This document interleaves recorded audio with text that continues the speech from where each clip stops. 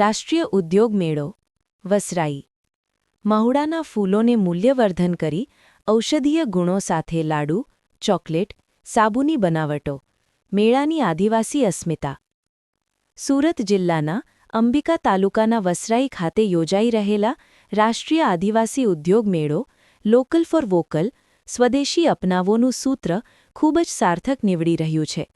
વિવિધ દેશી બનાવટોની વસ્તુઓના વેચાણ થકી આદિવાસીઓ માટે રોજગારીનો અવસર મળ્યો છે. ખાસ કરીને મહુડાના ફૂલોની મૂલ્યવર્ધિત બનાવટોએ આદિવાસી અસ્મિતાની એક આગવી ઓળખ ઊભી કરી છે. આયુર્વેદમાં મહુઆના ઝાડ અને તેના ફૂલ આરોગ્યની દૃષ્ટિએ અક્સીર ગણાય છે. મહારાષ્ટ્ર પૂનાના રહેવાસી ભાવના ઇલ્પાચીએ મહુડાના ફૂલોને મૂલ્યવર્ધન કરીને વિવિધ બનાવટો બનાવી રોજગારી મેળવી રહ્યા છે. તેઓ કહે છે કે મહુડાના ફૂલનું મૂલ્યવર્ધિત તેલ આરોગ્યની દૃષ્ટિએ ખૂબ ફાયદાકારક છે.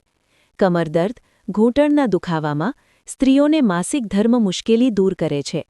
મહારાષ્ટ્રમાં બધા સ્થળે મળે છે.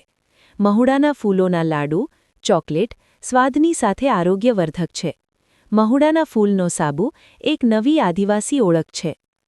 એલએલબીમાં અભ્યાસ કરતી ભાવના ઇલ્પાચી જણાવે છે કે અન્ય આદિવાસી યુવકો યુવતીઓને મહુડાના ફૂલોની મૂલ્યવર્ધિત વસ્તુઓ બનાવવા તાલીમ આપે છે.